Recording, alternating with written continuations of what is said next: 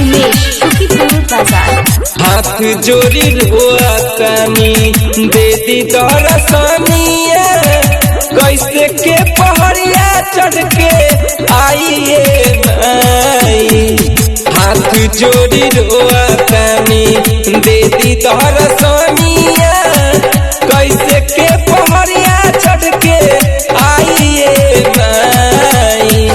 अखिया के आन्हर बानी लौके न डगरिया कैसे के मंदिरिया में आइए माई।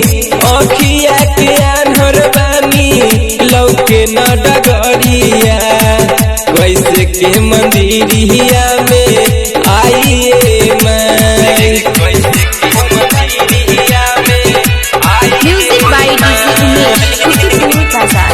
एक गरीबा में दिहलू जनवा दूजे में माई हो न दिहलू नयनवा हे माई सुना। एक गरीबा में दिहलू जनवा दूजे हो माई हो न दिहलू नयनवा। जिंदगी के भार नहीं सहल सहाता कैसे के बोझायब ढोवाइए माई। अखिया के आन्हर बानी लौके न डगरिया कैसे के मंदिरिया में आइए माई। अखिया के आन्हर बानी लौके न डगरिया कैसे के मंदिरिया में आइए माई। Music by DJ Umesh Sukhipur Bazar. कैसन बमाई तोहर माटी के मूर्तिया रहते नया नाव त देखती सूरतिया।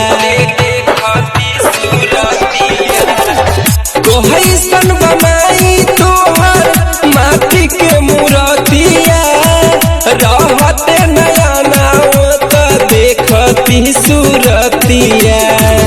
केकरा सहारा माई चले के डगरिया आपन भइल सब पराइए माई। अखिया के आन्हर बानी लौके न डगरिया कैसे के मंदिरिया में आइए माई।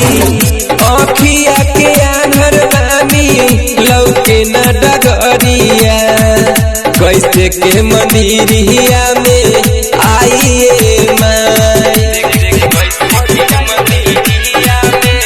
Music by DJ Umesh Sukhipur बाजार।